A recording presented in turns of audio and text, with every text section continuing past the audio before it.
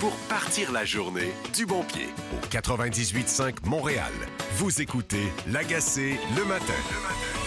Quand on est en affaires, on fait des bons coups puis des moins bons coups. L'important, c'est la moyenne au bâton pour ce qui est de Nordvolt. On va avoir des informations éventuellement, puis on va les rendre publiques. On a fixé l'augmentation à 2,2 % pour le résidentiel et 1,9 % pour le non-résidentiel. Pour ce qui est de Vancouver, c'est 7,5 % d'augmentation de taxes et 9,5 % à Toronto. On a présenté des budgets rigoureux. Voici Patrick Lagacé. Jeudi le 21 novembre 2024. Merci d'être là. Écrivez-nous 985. Je commence avec une météo avant le tour d'horizon de l'actualité. D'abord, savoir que dans les 24 prochaines heures, on va avoir pas mal de pluie. Aujourd'hui, nuageux, 40 % de probabilité d'averse. Ce matin, averse en mi-journée avec des vents de 20 km/h, rafale à 40 km/h, 10 à 20 mm de pluie ce soir, maximum de 9. Demain, vendredi, de la pluie encore, 5 à 10 mm sont attendus. Des vents de 40 km/h et des rafales à 60 demain, maximum de 8 degrés. Et aperçu pour le week-end, samedi, nuage avec 30 % de probabilité d'averse, maximum de 7. Dimanche, nuage, maximum de 4. Présentement, à Montréal, il fait 6 degrés. Tout craque. Je regardais l'actualité ce matin. Tout craque au Québec. Je vais vous parler de quelques nouvelles qui sont un peu déprimantes. Je m'excuse de commencer votre journée comme ça, là, si vous venez de vous joindre à nous. Mais d'abord, il y a cette nouvelle là, dans le Journal de Montréal. Écoutez, pas de notes en français sur leur bulletin, faute de profs. Ça se passe dans une école des Laurentides, l'école secondaire Liberté Jeunesse. Donc, c'est un classique. On manque de profs. Il y a un prof qui est parti en maladie, la ronde des suppléants. Bref, pour la première évaluation, il n'y a pas d'évaluation en français. Ça fait des années que ça dure, on le sait. On manque de profs dans les écoles et il y a parfois des conséquences comme ça. Pas de notes en français. Il y a des témoignages dans ce texte de Daphné Dionvien dans le Journal de Montréal qui montrent qu'il y a aussi là, des cas recensés ailleurs, semble-t-il, dans des cours de sciences, dans des cours d'éthique et culture religieuse. C'est arrivé. On se reprend évidemment à l'évaluation suivante, mais je soulignais il y a une seconde, c'est un problème récurrent. Et encore une fois, les problèmes au Québec se posent, se constatent et ça dure. Pensez juste au cône orange. Le cône orange, pour moi, c'est une sorte de symbole. On s'habitue à avoir des cônes oranges partout et parfois, on oublie des cônes oranges, sont là pendant des années. J'ai vu des routes où il y a un nid de poule, on met un cône orange au milieu, on est obligé de contourner, ça dure des semaines et des mois, on s'habitue. Beaucoup de misère à régler les problèmes. Et là, il y a toute la question, quand je vous dis que ça craque de partout. Un texte de Radio-Canada, David Gentile et Daniel Boily. Régime minceur en santé, des projets d'infrastructure touchés partout au Québec. Donc, qu'est-ce qu'on fait? On va rogner sur l'entretien de bâtiments existants. Par exemple, là, le 6 de l'Est de l'île de Montréal. On doit ramener le budget consacré à l'entretien, à la conservation et la mise à niveau des bâtiments et des équipements de 102 millions à 61 millions de dollars. Et là, tu te dis, bon, mais écoute, on a besoin d'aller chercher de l'argent. Bonne façon, on va repousser ça à plus tard. Mais l'état actuel des infrastructures au Québec qui tombe en ruine, c'est le résultat de gouvernements dans les dernières décennies qui avaient décidé, eux aussi, de dire, écoutez, ça paraît pas. On va pas rénover des édifices, on va pas désinfecter, déshumidifier, etc. Puis des gouvernements, plus tard, géreront ça. Et on le sait, quand on attend, ça coûte plus cher quand on le fait plus tard. Il y a plein d'exemples dans ce reportage de Radio-Canada là, qui montrent que un peu partout au Québec, on est à vraiment là, faire des économies de bout de chandelle pour répondre à la commande de Santé Québec, du gouvernement, de couper 1 milliard de dollars dans le réseau de la santé, peut-être même 1,5 milliard de dollars. Beaucoup de gens qui m'écrivent là-dessus ces derniers jours de l'intérieur du réseau. Et il y a François Legault qui est cité dans ce reportage qui dit, écoutez, tout ce qu'on demande aux responsables du réseau de la santé, c'est de respecter leur budget. Pourquoi? Parce que, contrairement aux autres partis, il n'est pas question d'augmenter les impôts et les taxes des Québécois. Et là où ça me dérange, cette déclaration-là, c'est que si François Legault était dans l'opposition, comme il était dans l'opposition à une époque, et qu'il était devant une situation semblable, François Legault serait grimpé dans les rideaux. Et là, il dit, écoutez, On demande aux gens de respecter leur budget dans le réseau. Ça se peut-tu que le budget il soit mal administré depuis des années? Ça se peut-tu que les besoins soient plus grands que ce que les besoins soient plus grands que les sommes consenties dans le réseau? Je repense beaucoup ces jours-ci aux chèques que le gouvernement caquiste nous a envoyés ces dernières années. Vous vous en souvenez, là, ça a été des milliards avec des chèques là, de quelques centaines de dollars pour combattre l'inflation. Est-ce que c'était justifié d'envoyer ça à tout le monde? C'était des petits montants pour tout le monde, mais c'est des gros montants pour le réseau. Aujourd'hui, je ne dis pas qu'il y a un lien direct, mais quand tu te prives tout le temps de sommes, ben ça finit par te rattraper. Et à la une du Devoir, là, quand je vous dis que tout craque, il y a le réseau des ressources intermédiaires. Ça vous dit peut-être pas grand-chose, là, les RI, comme on dit dans le réseau. Ce sont des gens qui ont des résidences, qui ont des appartements et qui reçoivent des gens qu'on ne veut pas garder à l'hôpital. Par exemple, ils ont eu une chirurgie, ils n'ont pas de proches à la maison, on les envoie en ressources intermédiaires. Ils vont être là de façon intermédiaire, en attendant une place dans le réseau. Il y a quelques années, j'ai fait un papier là-dessus. Et ce qu'on constatait, c'est que ces gens-là qui administrent ces ressources intermédiaires, qui se donnent, ce sont du cheap labor. Et il y a un autre cri du cœur de l'Association des ressources intermédiaires du Québec aujourd'hui qui dit, écoutez, on a sondé nos membres et d'ici 5 ans, ça se peut qu'on perde 40 % des ressources intermédiaires au Québec parce qu'on manque d'argent, parce que les économies à faire sont maintenant impossibles quand vous gérez une ressource intermédiaire. L'inflation leur a fait mal, etc. On n'en parle pas beaucoup, mais c'est une des épines dorsales du système de santé. Là aussi, on a des besoins. Là aussi, ça craque. Et quand je vous dis que ça craque, je ne sais pas si la solution, c'est d'augmenter les taxes et les impôts. Je pense pas. Est-ce qu'on peut mieux dépenser l'argent qu'on a? Québec met fin aux formations payées. Vous savez, dans la construction, il y a quelques mois, là, on a annoncé, il y a 1 an, on a annoncé qu'on allait payer des gens pour aller chercher une formation en construction. On allait les payer 750 $ par semaine. Et ce qu'on a constaté, c'est qu'il n'y avait pas de garde-fou. Fait qu'il y a des gens qui sont allés chercher des formations. Et qu'est-ce qu'ils ont fait? Bien, ils ont rénové leur sous-sol. Des gens qui sont allés chercher des formations et qui ne sont pas allés travailler sur des chantiers. Les statistiques sont effarantes. Là, on va mettre un terme à ce programme-là. Il n'y aura pas de deuxième cohorte. Donc, c'est un aveu d'échec. Mais des programmes comme ça, moins connus, à l'échelle du gouvernement, à l'échelle de l'État, il y en a combien? Il faudrait un jour peut-être faire un grand ménage dans tous les programmes. Ça, c'est un exemple, les formations payées en construction. Et si vous mettez ça bout à bout, Francis Veil parlait dans la presse, je pense que c'était la semaine passée, de tous ces programmes de crédit d'impôt dont on perd le fil, dont on perd le contrôle. Semble-t-il qu'il y a 1 milliard à aller chercher là-bas. Ça hurlerait un peu, évidemment, mais quand même. Et je vais utiliser une expression propre à la rénovation, on peut-tu rénover de l'intérieur pour ce qui est de tout ce qui touche les dépenses de programme au Québec? Quand je vous parle de tout crack au Québec, Nordvolt, rappelez-vous, il y a un peu plus d'1 an, fin septembre 2023, écoutez, le gouvernement était optimiste, ça allait être incroyable, Nordvolt, le pilier de la filière batterie au Québec. Et il n'y a pas un bémol qui était toléré. Si vous osiez lever la main pour poser une question, mettre en doute cette filière-là, poser des questions sur le fait que c'est encore une technologie qui est incertaine. Il y a des concurrents asiatiques qui ont déjà des batteries qui fonctionnent. Vous ne compreniez pas. Vous étiez un épais si vous posiez des questions sur la viabilité de Nordvolt, sur la pertinence d'injecter des fonds publics là-dedans. Qu'est-ce qu'on apprend aujourd'hui? Nordvolt se prépare à se protéger de ses créanciers.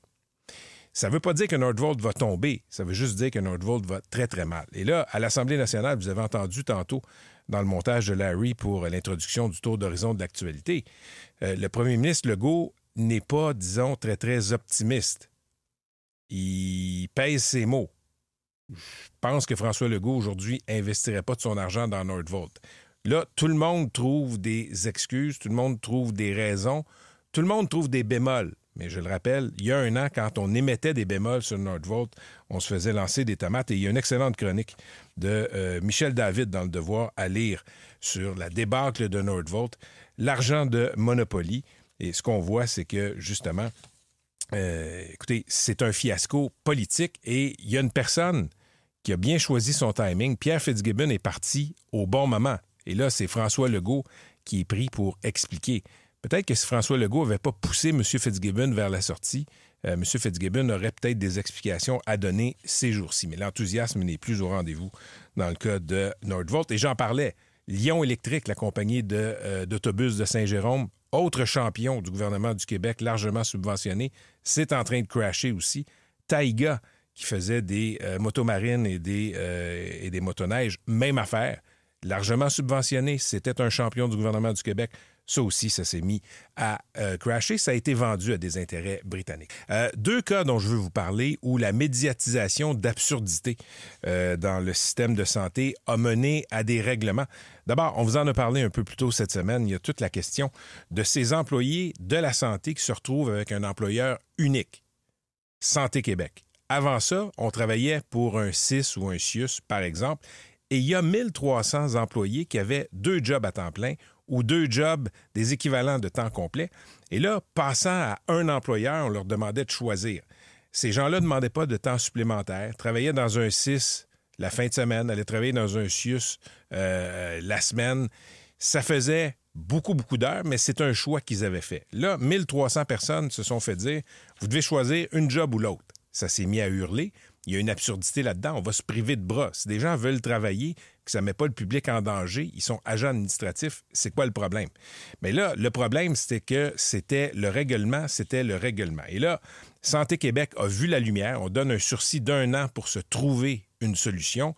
Mais je vous le dis, si ça n'avait pas hurlé du côté des médias, si on n'avait pas fait écho aux préoccupations de ces gens-là et sur les impacts potentiels dans le réseau, pas sûr que ça aurait bougé. Là, Mme Biron dit qu'on va finir par trouver une solution parce qu'on veut s'éloigner du mur à mur. C'est ce que j'ai souligné avec Jonathan Trudeau à propos de cette situation.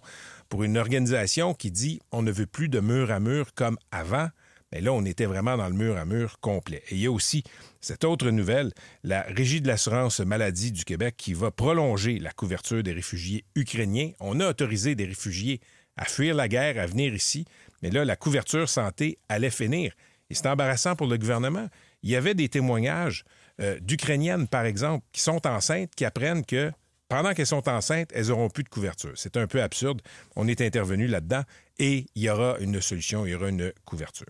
Si vous êtes contribuable montréalais, bien écoutez, c'est un budget réjouissant que le dernier budget de l'administration de Valérie Plante parce que les hausses de taxes sont quand même modestes. On sait qu'on a casqué pas mal dans les dernières années. 2,2 % de hausse moyenne. Il y aura aussi là, des augmentations pour tout ce qui est de logement social. Budget de 7,3 milliards de dollars. Là, et c'est une hausse quand même de près de 300 millions de dollars. Ce qui est intéressant dans le budget, quand on l'étudie, c'est que il y a, dans les dernières années, eu explosion d'embauches à la Ville de Montréal, mais principalement des embauches de cadres. Et moi, il y a une statistique qui ne me rentre juste pas dans la tête. Hausse de 36 % ces dernières années du nombre de cadres.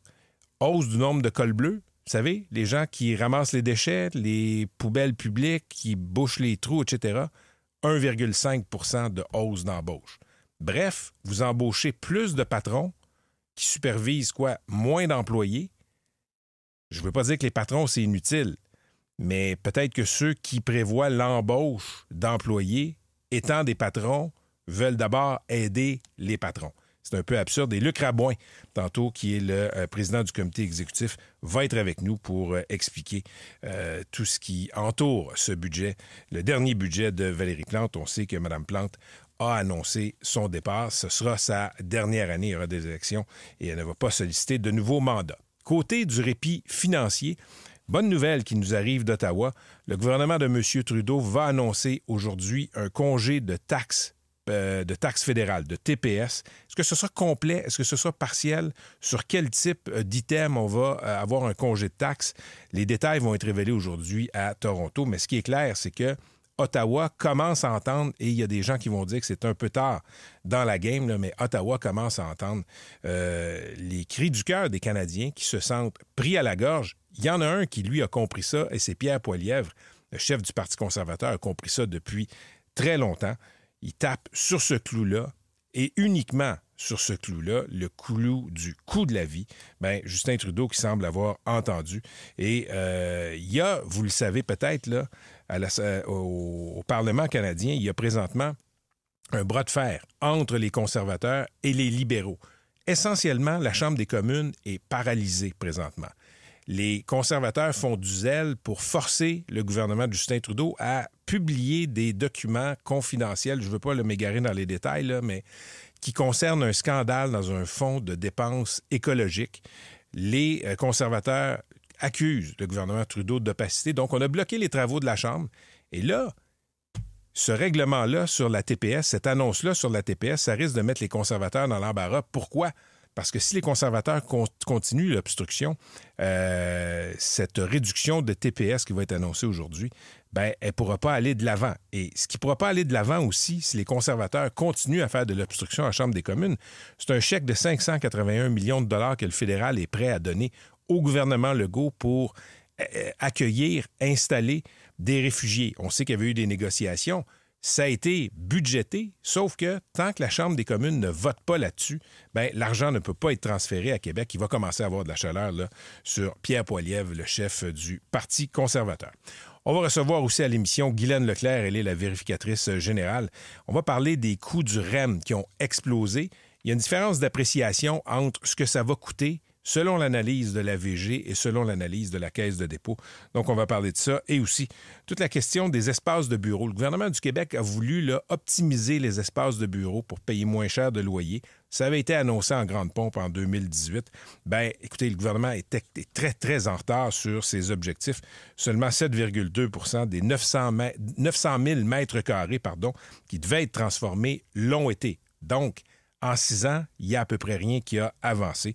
On va parler avec Mme Leclerc un peu plus tard à l'émission. C'est sa dernière année comme vérificatrice générale. Nouvelle dans le Journal de Montréal qui est à la une aujourd'hui. L'islam qui est enseigné dans une école publique le samedi. C'est l'école La Voix. C'est une des écoles qui est ciblée par le ministère de l'Éducation du Québec pour une sorte d'enquête pour voir si la laïcité est respectée. C'est une de ces écoles-là. Et le samedi, il y a enseignement coranique dans cette école. Évidemment, on ne veut pas qu'il y ait de l'enseignement religieux de ce type-là dans les écoles. Et ce que les groupes musulmans ici font à l'école La Voix, les catholiques, les chrétiens ont essayé de faire ça dans les dernières décennies. Je me rappelle d'un cas, là, il y a 8-9 ans environ, là, c'est un groupe chrétien qui s'était investi dans une école. On aidait là, comme ça les élèves en difficulté, mais évidemment, il y avait toujours sous la couverte un peu d'enseignement religieux. Ça avait été cassé, mais essayer d'investir l'école quand vous êtes un groupe religieux, c'est un classique depuis longtemps. Et là, bien évidemment, il y a un branle-bas de combat. Je vous fais la prédiction suivante. Ce groupe-là qui loue des locaux le samedi pour faire de l'enseignement coranique dans une école publique de Montréal, très bientôt, va en être expulsé. Dernière nouvelle, commissaire à la langue française Benoît Dubreuil qui va être avec nous pour nous parler de son nouveau rapport. Lui, il a une idée pour aider les entreprises, inciter les entreprises à se franciser. Cette idée-là, c'est, écoutez, il y a des entreprises qui viennent ici parce qu'on a de l'énergie propre, pas chère. On donne des blocs d'hydroélectricité comme ça là, à certaines industries. Lui, il dit, on devrait donner de ces blocs-là à des industries qui font des efforts pour la francisation, qui ont un amour manifeste pour le français. Donc, Benoît Dubreuil qui va être avec nous un peu plus tard à l'émission. On va aussi parler de la francisation des cégeps et des universités. Merci d'être là. Toujours bien informé. Au 98.5 Montréal. Voici Patrick Lagacé. L'administration de Valérie Plante a présenté hier le budget 2025 de la Ville de Montréal. Ce sera le dernier budget comme mairesse de Mme Plante. On sait qu'elle a annoncé qu'elle ne se représentait pas. Son numéro 2, le président du comité exécutif de la Ville de Montréal, maire aussi de l'arrondissement du Plateau-Mont-Royal, Luc Rabouin, est en studio. Monsieur Rabouin, bonjour. Bonjour. Donc, je regardais ça. Ça a été des hausses de taxes qui avaient fait grincer les 2 dernières années, qui avaient fait hurler. Là, c'est une hausse qui est assez modeste pour l'année prochaine. Tout à fait. En fait, les hausses des dernières années étaient sous l'inflation. Et cette année, on est encore sous l'inflation. C'est ça notre engagement. On respecte l'inflation. On sait que les gens, la situation est difficile. Les gens n'ont pas de marge de manœuvre. Donc, on s'est mis un cadre. L'inflation au mois d'août, c'était 1,8. C'est le plus bas taux des derniers mois. Là, on est tombé sur le mois qui était le plus bas. 1,8, on respecte notre engagement. Fait que le taux moyen d'augmentation, parce qu'on sait là, que les arrondissements ont tous leur mot à dire, ça va être de combien? 2,2. Donc, au total, quand on additionne la taxe que nous, on décide au conseil municipal, qui est le taux, c'est 1,8, plus les arrondissements, ça donne 2,2 en moyenne à Montréal. OK. Je veux qu'on parle du nombre d'employés à la Ville de Montréal. Je sais que là, vous annoncez un ralentissement de l'embauche, mais je lisais un papier de la presse hier, un dossier qui a été publié par Jean-Hugues Roy. Qu'est-ce qui explique qu'à la Ville de Montréal, il y a eu autant d'embauches dans les dernières années? Bien, la première chose, c'est qu'on a créé un service de l'habitation. Ça n'existait pas à la Ville de Montréal, un service de l'habitation. On a une crise du logement. Nous, on n'a pas eu une révélation récente qu'il y avait une crise de logement. Ça fait longtemps qu'on le sait. Donc, on a créé un service de l'habitation.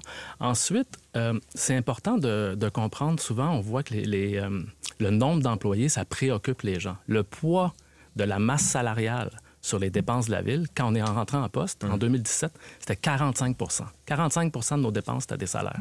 Aujourd'hui, c'est 38 Donc, le poids relatif des salaires sur le budget de la Ville diminue. Puis des fois, d'avoir des employés de la Ville, c'est la bonne chose à faire. On l'a vu l'année dernière. On a eu nos contrats de déneigement augmentaient de 30 à 40 On en a un qui voulait nous augmenter de 100 On a dit non. On l'a fait faire par des employés de la Ville. Ça nous a coûté moins cher. Fait que des fois, c'est une bonne idée d'ajouter des employés. Mais les effectifs ont quand même augmenté de 12 entre 2018 et 2023. Oui. Mais comme je vous dis, nous, les décisions, on les prend en fonction de la meilleure option pour les Montréalais. C'est quoi qui est le meilleur prix? Quand on donne un contrat à l'externe, là, le contractant... C'est moins cher de le faire à l'intérieur du cadre des employés de la Ville. Parfait. Okay. Parfois, c'est moins cher. C'est pour ça qu'on fait ça. Mais je regardais, là, la presse a décortiqué tout ça hier. Là, il y a quand même augmentation sur 6 ans de 36 des cadres des contremaîtres. Quand on regarde, vous parlez des cols bleus, mais ça a augmenté de 1,5 Là, le citoyen qui habite à Montréal le voit, la ville est sale, t'appelles les services de 311 et compagnie, ça répond pas rapidement. Il y a plus de boss que d'employés qui ont été embauchés dans les dernières années. C'est comme si les boss se sont trouvés de l'aide pour leur job de boss d'abord et avant tout. Oui, bon, premièrement, c'est important, je pense, de démystifier c'est qui les cadres de la Ville. Parce qu'il y a beaucoup de types de postes de cadres. Donc, on a les postes de direction. C'est pas du monde qui ramasse les poubelles, toujours, là? Bien, la grande majorité des cadres, c'est des contremaîtres qui sont sur le terrain, qui travaillent avec l'école bleue. Oui, mais qui dirigent des cols bleus. Qui dirigent ceux qui font quelque chose. Oui, mais il faut bien les encadrer parce qu'on a des milliers d'employés. L'autre chose, c'est qu'on a aussi des gestionnaires de projets. Donc, des gens qui coordonnent des projets, ils ont des postes de cadre. Mais ce pas des salaires de directeur à 150 000 $ par année. Non, je comprends ce que vous dites, mais je regarde, on parle des cols bleus. Tu sais, les gens qui marchent à Montréal le voient, M. Rabouin, puis je sais que c'est difficile à quantifier, mais la ville est sale. Si t'embauches plus de boss que de monde qui ramasse les poubelles, qui rendent la ville propre, il y a quand même un problème. C'est beau coordonner les horaires, là, mais on a besoin de bras. Puis là, en 6 ans, 1,5 d'augmentation chez les effectifs de cols bleus, ça dit quelque chose. Oui, ça dit quelque chose, mais ce que je veux dire, c'est que les gens, ils sont sur le terrain. Puis ce qu'on a amorcé comme travail, puis peut-être que vous allez aller là-dessus par la suite, la révision des activités, des programmes, la façon qu'on fait les choses, on n'a pas nécessairement besoin d'avoir plus de monde. On a besoin d'avoir les gens là où il y a plus de besoins. La propreté, je le vois comme maire du plateau, là, je vous donne un exemple. Les plaintes qu'il y a le plus au 3-1, c'est de la propreté. Donc, nous, dans l'organisation des cols bleus dont on dispose, on doit orienter une partie de nos cols bleus qui font d'autres choses vers la propreté et on peut faire ça aussi dans les autres arrondissements. Vous avez lancé un appel à Québec pour ce qui est de l'itinérance. Puis c'est un cri du cœur qui était assez fort. Vous avez dit que le gouvernement Legault se fiche bien de voir des gens mourir à Montréal. Il me semble que c'est un peu fort de café. J'ai pas dit ça du tout. Qu'est-ce que vous avez dit? En fait, juste pour vous mettre en contexte... Mais vous avez interpellé François Legault. J'ai interpellé François Legault, oui. J'ai interpellé notre premier ministre. En fait, la situation en ce moment, là, on a une situation de crise. Et nous, les élus municipaux, on habite à Montréal. On est là à chaque jour. On le voit. On est confrontés à la misère humaine à chaque jour. On redouble d'efforts. Vous le voyez dans le budget, là, on ajoute des ressources. Mais nous, la ville, là, en matière d'itinérance, là, c'est pas notre principale responsabilité. On est partie prenante, on veut faire partie de la solution. On en fait le plus qu'on peut, mais on a besoin d'aide. Et le ministre Carman, là, on parle avec lui, mon collègue Robert Baudry parle avec lui presque chaque jour. Il est dédié, il est sensible à la situation. il manque de moyens. C'est pour ça que je me suis tourné spontanément, là, c'est pas prévu comme ça, mais j'ai lancé un cri du cœur au premier ministre parce qu'on a besoin d'aide. Je vais vous poser une question qui a l'air terrible, mais c'est pas le rôle de la ville, c'est pas le rôle des villes au Québec de s'occuper d'itinérance. Là, il y a des villes qui embauchent des travailleurs sociaux pour s'occuper d'itinérance, qui créent des refuges, etc. Si c'est pas votre job de le faire, pourquoi vous le faites? Parce qu'on n'a pas le choix. Mais si vous le faites, ça pousse Québec à se désengager. Exactement, c'est ça la contradiction. On n'a pas la capacité de prendre toute la responsabilité. On n'a pas les moyens de le faire, mais on n'a pas le choix. On ne peut pas juste dire à Québec de le faire parce que pendant ce temps-là, nous, on est confrontés à chaque jour. C'est nos voisins, là.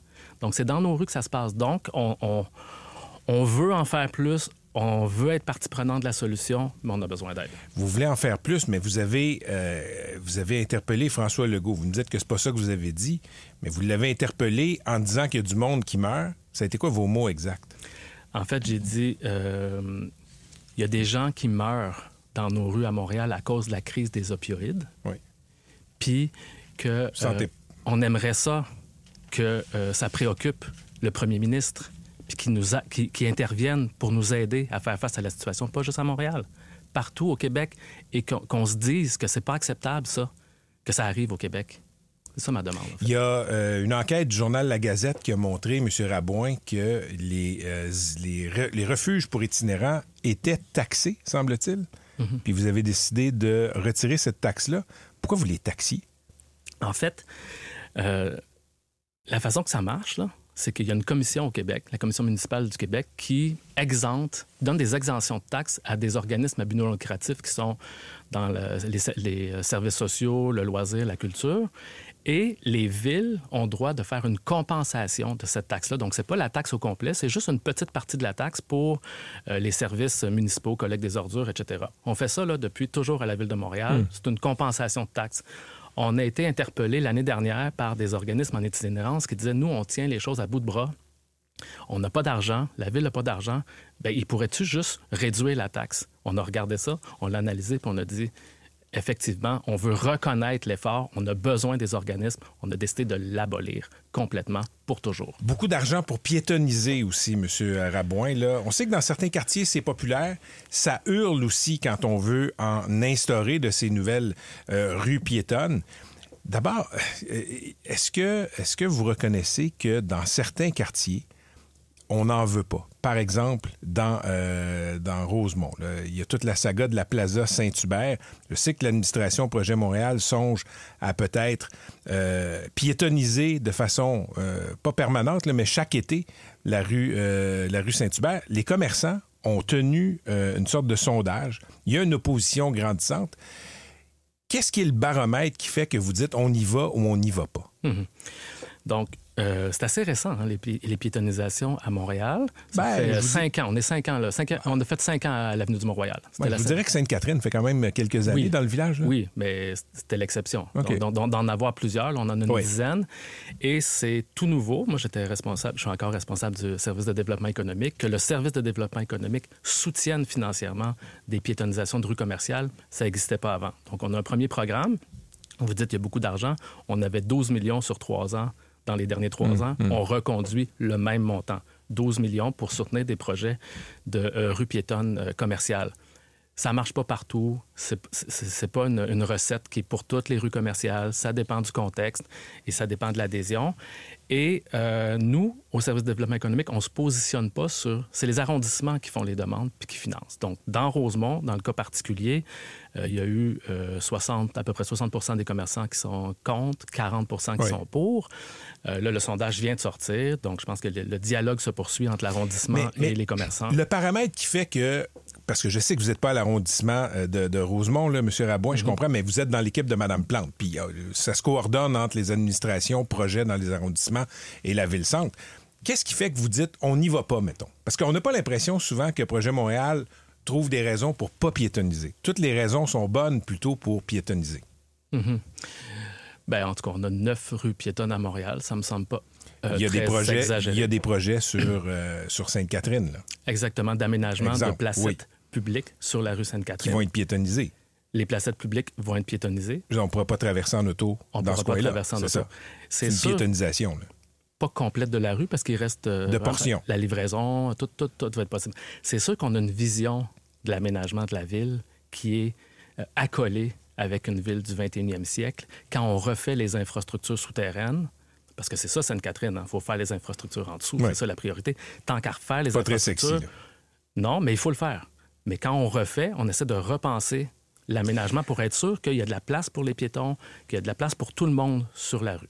Et là, pour Sainte-Catherine, je lisais encore une fois, c'est dans la Gazette, il n'y aura pas de consultation. Vous dites que vous consultez d'une certaine façon, mais il y a des citoyens qui voudraient une consultation ouverte. Pourquoi vous ne consultez pas tout le monde pour voir c'est quoi les impacts de la piétonisation de certaines parties de Sainte-Catherine? Oui. Donc, il y a eu plusieurs rencontres avec des groupes communautaires, des groupes de citoyens, des commerçants, des propriétaires immobiliers. Il y a eu toute une série d'ateliers qui nous amènent à présenter, à faire une première proposition initiale.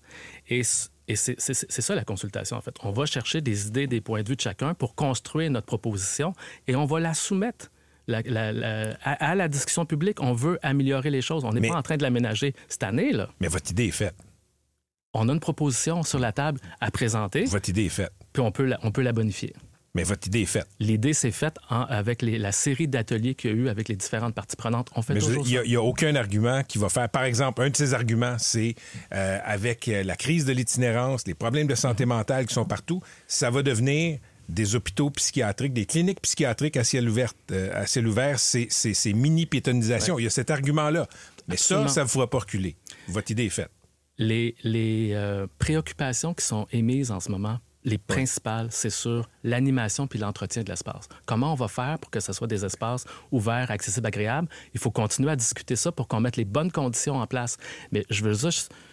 On n'aurait jamais piétonisé si on avait écouté tout le monde qui n'était pas content puis qu'on allait tuer la rue du Mont-Royal. Aujourd'hui, là, qui reviendra en arrière? On n'aurait jamais fait le rêve. On allait tuer les commerçants de la rue Mais je vous soumets, on l'a fait. Je vous soumets qu'il y a des différences selon les quartiers. Absolument. Plaza Montréal, les commerçants, semble-t-il, sont pas contents. Il y en a qui ont vu un recul de leur vente. Puis le maire de l'arrondissement, M. Limoges, dit « Ah, écoutez, c'est pas le paramètre qu'on va regarder puisque le monde est content de pouvoir marcher dans le milieu de la rue l'été. » Je pense qu'il dit que ce n'est pas le seul paramètre qu'on va prendre en compte. Et c'est normal, il est le maire de l'arrondissement, il est le maire de tous les citoyens. Donc, je pense que son intention sincère, là, c'est de dire, OK, on vient d'avoir cette nouvelle-là qui nous surprend, puis on va poursuivre le dialogue avec les commerçants, puis avec les citoyens pour voir qu'est-ce qu'on est capable de construire qui pourrait rallier le plus largement possible. Monsieur Rabouin, je rappelle, vous êtes numéro 2 de l'administration de Mme Plante. La mairesse ne se représente pas. Ah là, vous avez déjà un sourire, vous savez où je m'en vais. Allez-vous vous présenter à sa succession? Je vais vous dire, franchement, les dernières semaines, j'ai mis tellement de temps sur le budget. Mon focus, c'est le budget. On peut mâcher de la gomme en même temps. Oui, mais tu sais, je veux dire, ma préoccupation là, en ce moment, là, c'est de présenter le budget, le présenter à la population, le défendre. On va l'adopter le 9 décembre. Puis après ça, on s'en reparlera. Fait que j'ai pas entendu le mot non. Non, je dis pas non, puis je dis pas oui. Je veux dire, c'est une grosse décision qui a beaucoup d'impact personnel.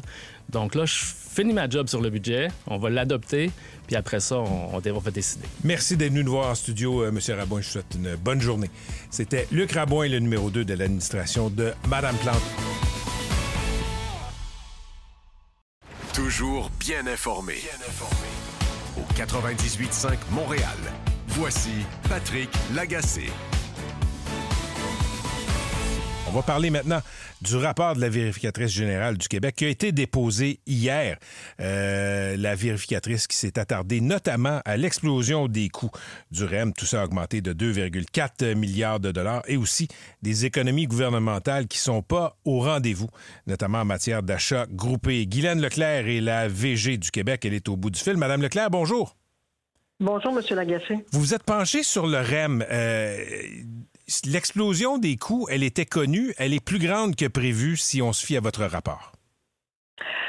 Faut se rappeler que c'est en 2018 qu'on avait eu un mandat de l'Assemblée nationale d'aller vérifier les coûts du REM et voir dans quelle mesure ils étaient comptabilisés. Faut se rappeler que nous, au vérificateur général, on ne peut pas faire un audit de performance à la Caisse de dépôt sans avoir l'autorisation du conseil d'administration de la Caisse de dépôt. Donc, notre mandat est relativement limité, je vous dirais. Donc, ce qu'on a voulu faire, c'est 6 ans après avoir fait une évaluation des coûts de 2018, voir où on en était rendu au niveau des coûts du REM. Et en 2018, on était à 6,9 milliards de dollars et en 2024, on est maintenant avec des coûts totaux de 9,4 milliards de dollars. Donc, c'est une hausse de 2,4 milliards sur ce qui était anticipé. C'est une hausse de 2,4 milliards, effectivement, sur ce qui avait été prévu en 2018. Faut comprendre quand c'est des projets, c'est le plus grand projet de transport en commun depuis le métro de Montréal, à Montréal. Il y a, lorsque les hypothèses ont été établies en 2018, mais il y a des événements qui se sont produits qui n'avaient pas été prévus. Donc, par exemple, la dynamite dans le Mont-Royal, la COVID, l'inflation qui a été beaucoup plus élevée que ce qui avait été prévu. Alors, c'est ce qui explique l'augmentation des coûts entre 2018 et 2024, selon les hypothèses qui nous ont été fournies. Est-ce que un dépassement de coûts semblable, c'est normal? Bien, je vous dirais, dans la situation actuelle, il y a des événements qui sont fortuits, je vous dirais, là, qui n'étaient pas prévisibles, par exemple la dynamite ou la COVID-19.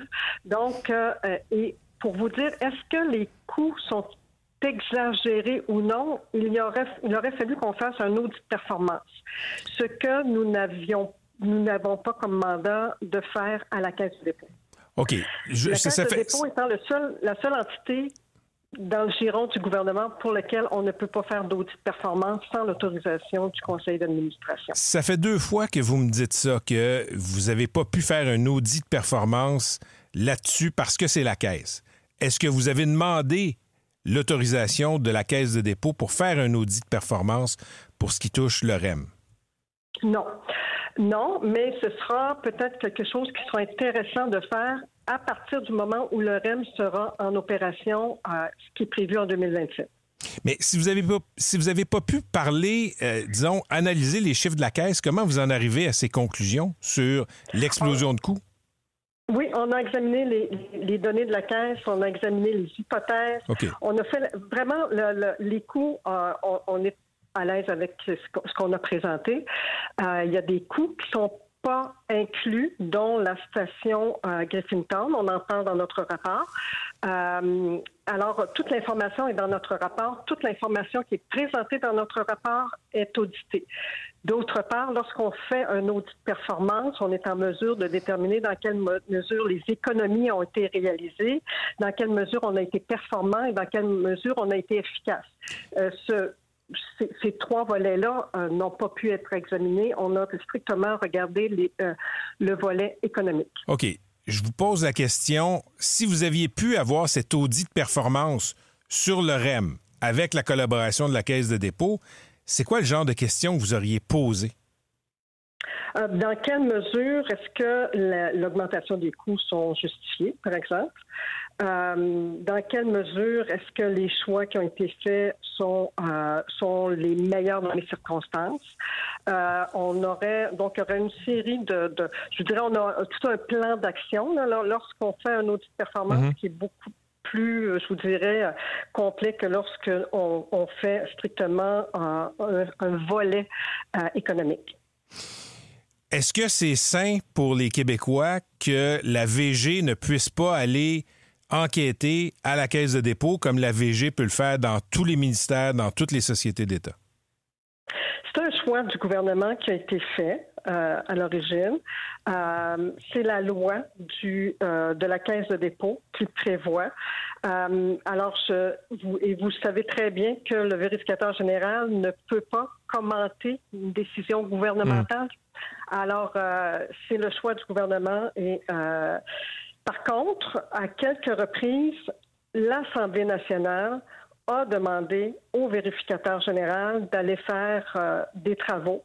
Comme ce qui nous a été demandé en 2018, ça a été des travaux qui étaient limités à s'assurer que les sommes dépensées pour le REM étaient comptabilisées adéquatement dans les états financiers du gouvernement. Donc, c'était une demande qui était assez ciblée et c'est en vertu de ce mandat ciblé-là que nous avons pu faire un suivi 6 ans plus tard. Donc, si je vous demandais, Mme Leclerc, comme vérificatrice générale du Québec, si le REM est au chapitre du coût-bénéfice, si c'est un bon programme, si c'est un bon projet, pardon, vous ne pourrez pas me répondre. Je ne pourrais pas vous répondre. Je vais pouvoir vous répondre seulement dans une certaine mesure si on réalisait un audit de performance. OK. Vous avez aussi, dans un autre domaine, là, analysé le travail de ce qu'on appelle le Centre d'acquisition gouvernementale. C'est une initiative, ça, qui est censée faire économiser le gouvernement sur certaines dépenses en regroupant les achats gouvernementaux. Et vous soulignez qu'il n'est pas aussi efficace qu'il devrait être. Pourquoi? Bien, le CAG, il faut comprendre que c'est la fusion de 5 organisations, l'ancien CSPQ et des organisations de regroupement d'achats dans l'éducation et en santé. Donc, on a voulu créer une espèce de centre d'expertise des acquisitions regroupées. Et ce qu'on s'est rendu compte, c'est que il y aurait beaucoup d'améliorations à faire si on voulait qu'ils exercent l'expertise, ce pourquoi ils ont été créés.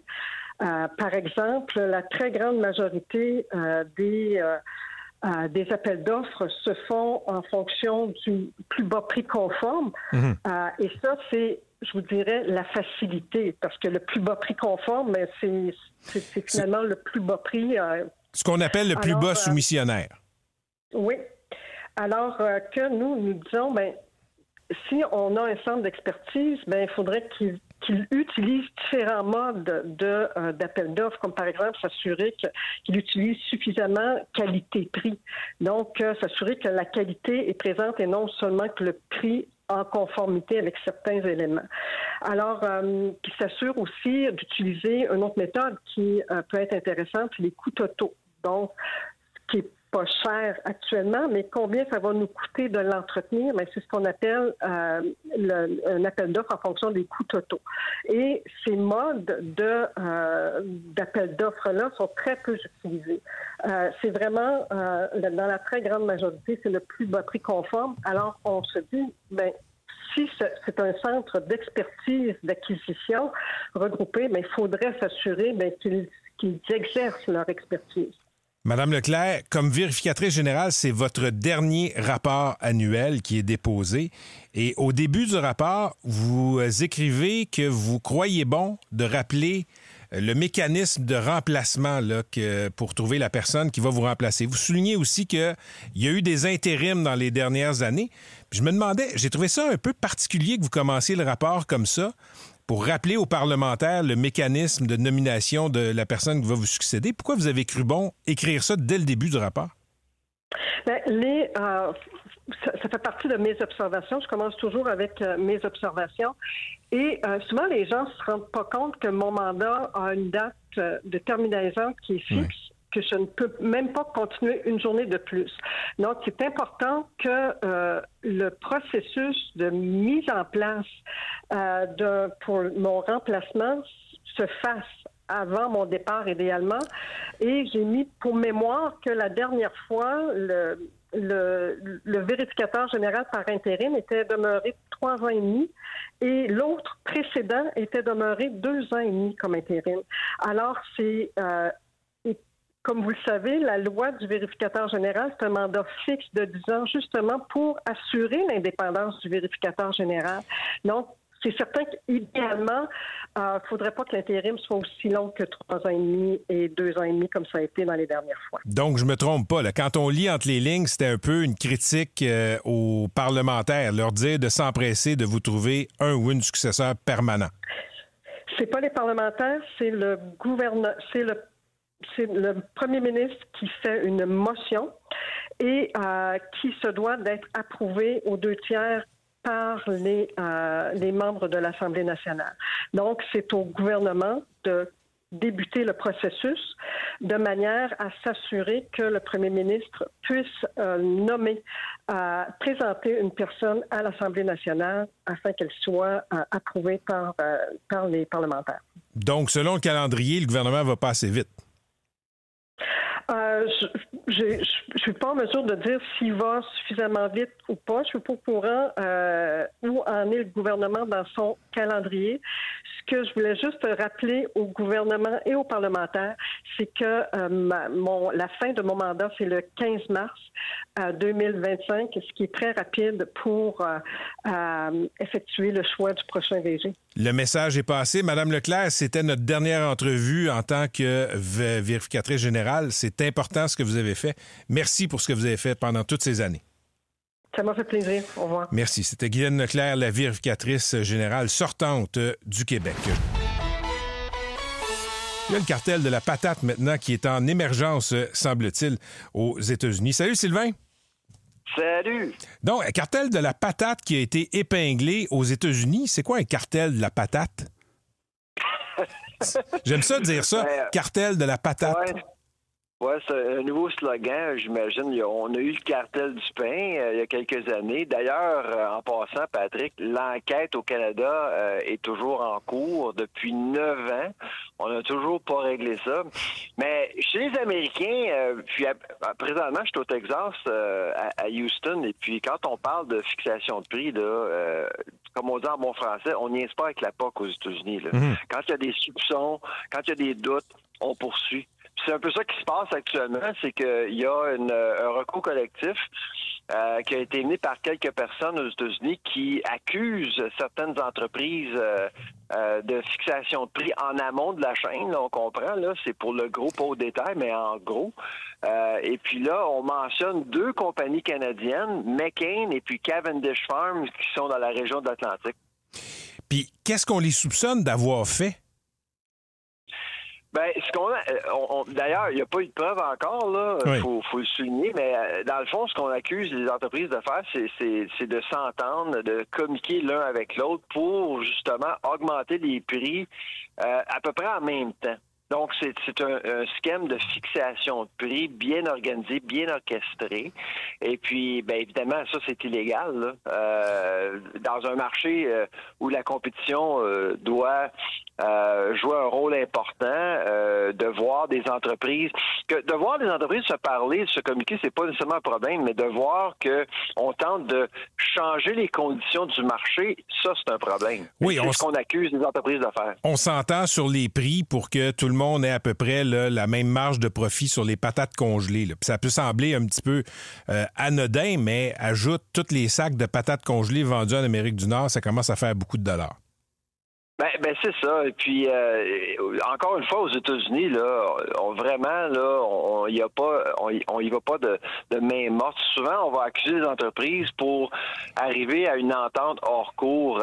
C'est exactement ça qui est arrivé l'année passée avec GBS dans le secteur de la viande. Là. GBS a payé une amende de 25 millions de dollars simplement parce qu'il voulait que le recours collectif disparaisse. Parce que c'est pas bon, évidemment.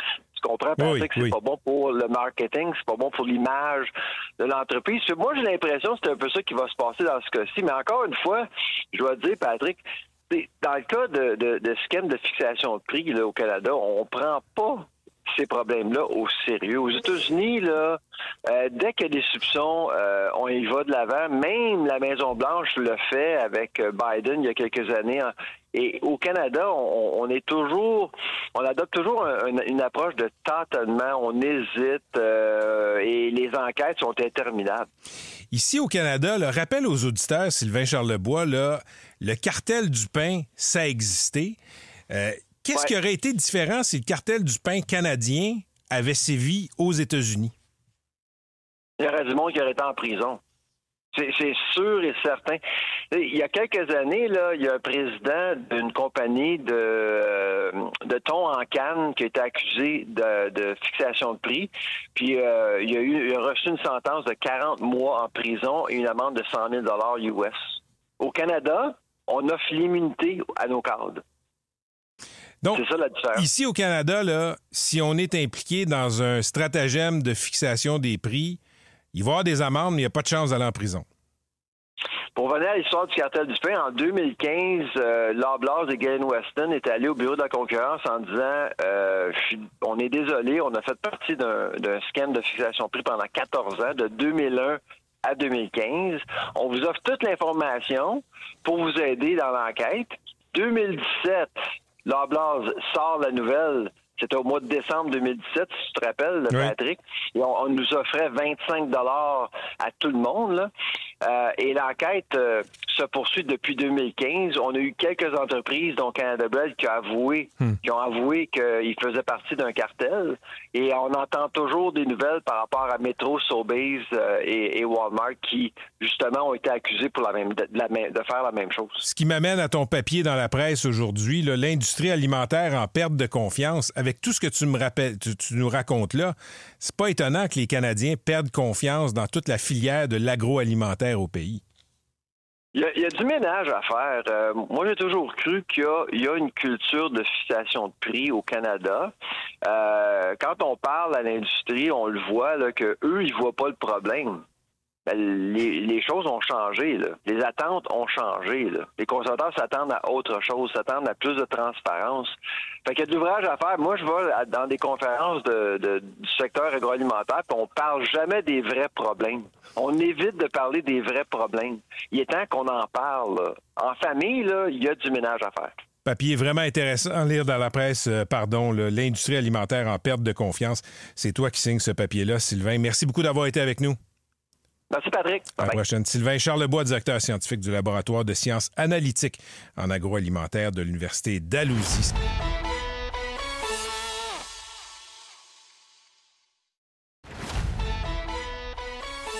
Voici Patrick Lagacé. François Bonnardel, le ministre de la Sécurité publique.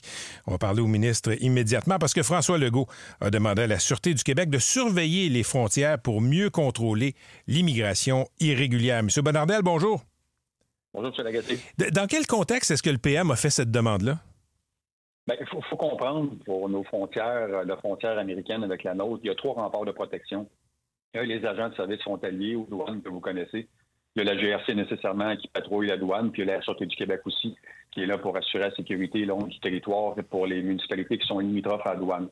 Pour les agents, il n'y a pas de problème. Où j'avais une inquiétude, c'était du côté de la GRC. Puis ça date de plusieurs mois déjà, où j'avais eu vent que la GRC ou le gouvernement souhaitait baisser le nombre de policiers qui contrôlaient la frontière. Donc, j'ai posé la question directement aux dernières rencontres fédérales provinciales avec les ministres de la Sécurité publique à Dominique Leblanc. On m'a assuré que c'était pas le cas et qu'on allait avoir les effectifs adéquats pour protéger la frontière. De l'autre côté, ce que le premier ministre souhaitait, c'est qu'on ne voit pas, puis comme moi aussi, qu'on ne voit pas un Roxham 2.0. Donc, la Sûreté du Québec va être en appui, si je peux le dire ainsi, avec la GRC et les agents nécessairement des services frontaliers. Dans ce cas-ci, la Sûreté du Québec aura le devoir de me donner un portrait 2 fois semaine sur la situation ou un flux migratoire plus important qui pourrait avoir lieu là, sur certaines parties du territoire. Tout ça est lié là, aux ambitions de Donald Trump de déporter 11 millions de personnes. On pense que parmi ces personnes-là, il y en a qui pourraient fuir, entre guillemets, là, vers le Québec, le Canada. Ben, c'est un peu ça. Indirectement, c'est de s'assurer de bien protéger notre frontière. On ne sait pas quelles seront les positions exactes et quelle sorte de flux migratoire il pourrait y avoir du côté américain. Mais pour le moment, je vous dirais que pour le moment, c'est immensément calme. Il n'y a pas de problème sur aucune partie du territoire. Maintenant, on a des ententes de collaboration aussi avec nos partenaires là, limitrophes, là, que ce soit New York, le New Hampshire, le Vermont, le Maine, l'Ontario, le Nouveau-Brunswick. J'ai commencé à parler aussi à certains maires là, qui sont maires de municipalités le long de la frontière américaine pour leur expliquer aussi notre positionnement pour les prochaines semaines, les prochains mois. Donc, on devra être aux aguets, s'assurer, comme je le mentionnais, là, que tout le monde soit partie prenante, là, s'assurer là, qu'il n'y a pas un flux, puis qu'il n'y a pas un Roxham 2.0 qui prenne place à quelque part sur le territoire entre le Canada puis entre le Québec et le Canada et les Américains. Mais une fois que ça c'est dit, M. Bonnardel, j'essaie de voir l'utilité de renforcer la présence de la SQ. Si quelqu'un met le pied au Canada puis réclame le statut de réfugié, que la SQ, la GRC ou autre l'intercepte, on a des obligations internationales de toute façon envers cette personne-là. Oui, de toute façon, la Sûreté du Québec a le pouvoir d'intercepter une personne, de l'arrêter, c'est un grand mot, mais de la retourner à l'agence, donc aux agents de services frontaliers, aux postes de douane, et ce sont eux par la suite qui vont définir l'avenir, qui vont définir quelle sera la suite pour cette personne qui a traversé de façon illégale ou légale la frontière.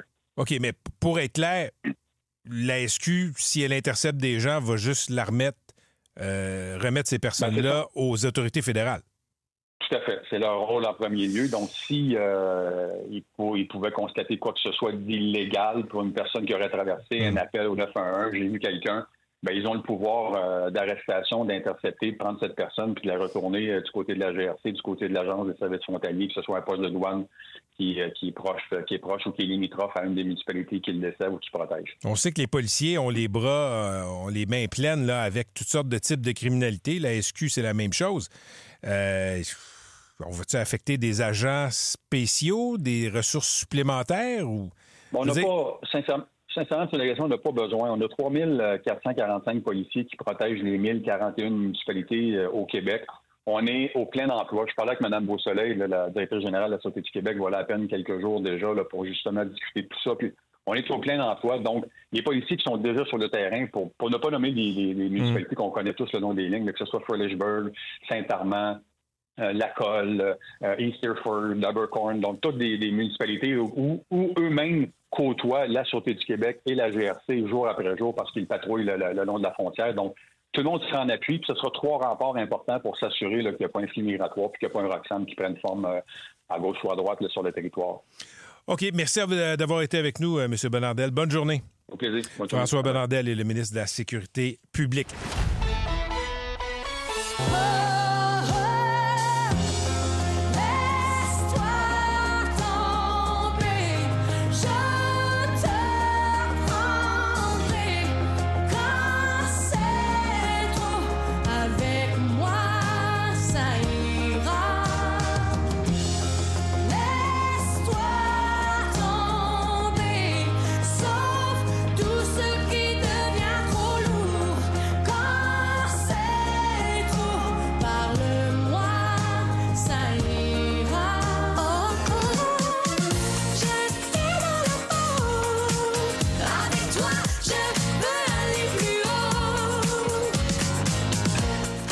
« 9h42, ce sont des chansons de la sympathique et talentueuse Jannick Fournier. Ça ira.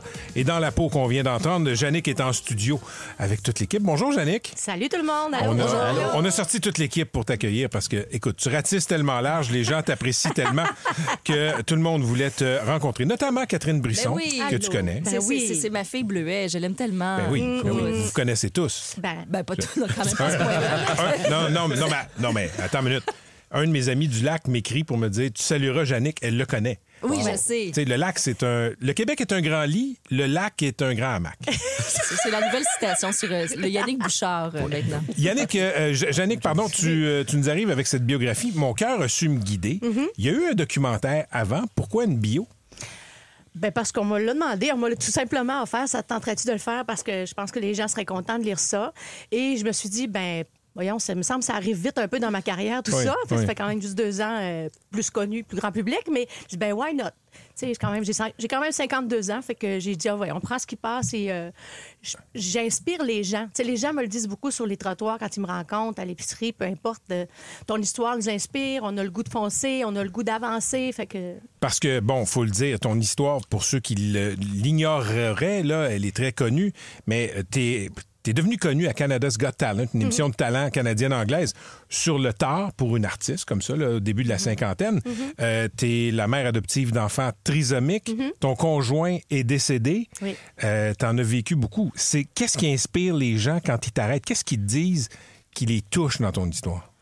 Ben, c'est le fait d'avoir adopté les enfants, c'est le fait d'avoir travaillé en soins palliatifs aussi, en accompagnant les gens en fin de vie et tout ça. Puis c'est que j'ai foncé, puis j'ai toujours cru en mon talent, mon histoire, ce que je pouvais faire pour continuer d'avancer. Puis j'ai voulu changer ma vie, améliorer ma vie, mon quotidien, d'où ce que j'en étais. Fait que, tu sais, la phrase cliché, j'ai choisi de me choisir. Oui. Alors, c'est ce que j'ai fait, puis c'est là que toutes les portes se sont ouvertes. Fait que c'est ce message-là que je veux laisser aux gens dans cette biographie-là. Mais la chanson a toujours été au cœur de ta vie parce qu'au Saguenay, il y avait quand même plusieurs spectacles. Déjà, Annick Fournier, c'est une figure connue. Vous allez au Saguenay. Elle n'est pas devenue connue avec cette émission. Ben, pas OK. au Saguenay, en tout cas. Nous, on la connaissait quand même parce qu'il y avait plusieurs spectacles. Mais est-ce qu'à un moment donné, tu t'es dit, hey, j'y arriverai pas. Je vais rester au Saguenay à faire ma petite besogne, puis c'est correct aussi. Mais y avait-tu des moments de découragement? Bien, un petit peu, mais je me disais, si la vie fait que c'est pour être ça, ma vie, c'est bien correct. Tu sais, moi, j'ai toujours dit, je chanterai juste à l'église, mais l'important, c'est que je chante parce que j'aime ça. Puis je sais que ça fait du bien aux gens, puis ça me fait un grand bien à moi aussi. Fait que j'ai baissé les bras avant de signer pour Canada's Got Talent, parce que j'ai vraiment regardé pendant 2 semaines le fameux formulaire sur ma table de cuisine, dans ma coop, avec les 2 cocos, tu sais, puis à me dire, ce que je fais, 49 ans, je le remplis dessus, la voix dit non, les ci, les ça, tu sais. Fait que au bout de 2 semaines, j'ai plus rien à perdre. Go! Au nombre de concours, d'émissions de chansons, Star Academy et autres, t'avais jamais... Ça n'avait pas fonctionné. Non. Pourquoi tu penses? Aucune idée. Pourquoi les Canadiens anglais t'ont sélectionné, mais pas nos nombreuses émissions de chansons au Québec? Je pense qu'au Canada anglais, c'est sûr qu'en arrivant avec la voix, oui, mais l'histoire aussi. Ces genres d'émissions-là aiment beaucoup les histoires, puis les histoires inspirantes. Alors, d'arriver avec mon travail de tout ça et mon histoire de famille. Mais Jannick, la voix, t'as l'impression des fois qu'ils sélectionnent les candidats, les candidates, pas juste sur leur performance musicale, mais sur la foi aussi de leur histoire familiale personnelle, comme toi. Oui. Ben, ils l'ont échappé, je vais le dire. Moi, elle le dira pas, mais moi, ils l'ont échappé. Ben, j'ai fait plusieurs entrevues après, tu sais, puis les gens me sortaient autant. Marc Dupré est sorti, même Julie Snyder m'a dit je m'excuse, je pense que je vais me virer tout seul, parce que j'arrête de faire. Mais c'était vraiment... Il y a eu beaucoup de mea culpa après tout ça. Oui, t'en as eu. Oui, oui. Gardes-tu une petite crotte sur le cœur? Pas du tout, parce que je me dis, je l'explique aussi dans le livre, j'étais pas au bon moment dans ma vie, à la bonne place à ce moment-là. Tu sais, j'ai dit tantôt, je me suis choisie, j'ai pris soin de moi, alors c'est à ce moment-là que c'est arrivé la bonne affaire. Depuis 2 ans, on te connaît. Tu fais plein de choses. Tu es invité partout. Ta vie a changé avec les cocos aussi. Tu as une nouvelle maison. Ça va vite. Et tu dis aussi, à un moment donné, je pense que c'est dans le livre puis dans le documentaire que j'ai vu, c'est il faut garder sa tête très, très froide dans ce milieu-là. Oui. Qu'est-ce que tu as trouvé peut-être de difficile dans le merveilleux monde du showbiz? Parce qu'il n'y a pas juste des fins, on s'entend là-dedans. Bien, c'est pas tant les personnes que j'ai rencontrées que la vitesse à laquelle j'ai été transportée dans tout ça. Fait que je comprends parfois les plus jeunes qui sortent de concours, qui perdent la tête ou qui s'éloignent ou qui s'étourdissent avec plein d'autres choses. T'sais. Ce que je pense, c'est qu'à 50 ans, je sais ce que je veux plus faire, je sais ce que je veux faire. Fait que ça m'a aidé à rester bien groundée. Puis les enfants, puis mon entourage, ma garde rapprochée, comme j'aime l'appeler, qui est là, puis qui m'aide à rester bien groundée. Parce que là, ton horaire est vraiment celle d'une première ministre. Ça n'arrête pas. Hier, tu étais à l'extérieur du pays, tu es arrivé ce matin. Il y a des engagements aussi, tournée de promotion. Oui. Comment tu t'arranges avec les enfants? Parce que tu habites encore au Saguenay. Oui. Puis j'ai des nounous extraordinaires. J'ai une équipe que j'appelle ma garde rapprochée, mais ma Dream Team. Et puis, on a un groupe Facebook, puis j'écris, j'ai un besoin telle date. Mais j'ai vraiment une nounou à temps plein là, à la maison, quand je quitte ou quand je pars en tournée de spectacle, qui est là, qui est la deuxième mère, qui est mon bras gauche. Là, tu peux vivre de la chanson là, de A à Z. Oui. Aurais-tu pensé ça un jour? Pas tant, non. As-tu peur que ça arrête? J'ose pas trop penser à ça. Je me dis, je vis le moment présent. Puis je me dis, profite-en pendant que ça passe. Oui, ça peut partir, ça peut revenir, on ne sait pas. Mais ça fait quand même 2 ans et demi que je suis là, puis je pense que je suis dans le cœur des gens. Fait que ça peut continuer, bien, tant mieux. Qu'est-ce que ça te fait de chanter? Pourquoi tu veux à ce point chanter? Pourquoi tu t'es acharné à ce point à faire de la chanson ta vie? Bien, parce que c'est ma vie. C'est mes tripes. J'arrive à m'exprimer, j'arrive à faire vibrer les gens, j'arrive à vibrer moi-même avec de la chair de poule. Tu sais. Oui. C'est ça qui me nourrit. Yannick? Mais vous dites que ça va très, très vite dans le show business. J'imagine que vous avez beaucoup de projets également, de propositions de projets. Oui. Est-ce que c'est difficile ou comment vous faites pour dire, OK, tel ou tel projet, ça, c'est une bonne chose, ça, c'est moins bon? Au début de tout ça, j'aurais pas pu prendre les décisions tout seul parce que c'était tellement étourdissant. puis j'étais pas toute là. Des grands bouts que je me rappelle même pas de ce qui s'est passé. Ah ouais. Mais aujourd'hui, je suis capable de dire, en écoutant ici, mon petit feeling, là, puis les gens autour de moi, de dire, ben gars, Jannick, ça a de l'allure ou ça n'a pas d'allure. Vous aviez tendance à dire oui à tout au début? Ah, moi, j'aurais dit oui à tout le temps. Oh, oui, j'ai un grand cœur. À quoi tu dis non? À ce que je sens qui est pas, qui va pas avec mes valeurs, avec ce que je suis. Là, tu nous l'as dit, tu débarques d'Europe, tu arrives de Oui. Rome et tu as été invité par un croisiériste, si je ne me trompe pas, tu es là en L'agence de croisière. voyage, oui. Et c'était même pas pour vendre la croisière, Non. c'était pour faire un cadeau. Dans ce cas-là, un cadeau aux gens qui étaient sur la croisière, là. Dans ce cas-là, pourquoi tu as accepté? Qu'est-ce qui te faisait triper là-dedans? Ben c'est un cadeau pour moi, mais quelle belle aventure. Quand j'ai reçu ce courriel-là, j'ai fait, why not? Tu sais, c'est offert comme ça, alors, go, on s'en va en Europe.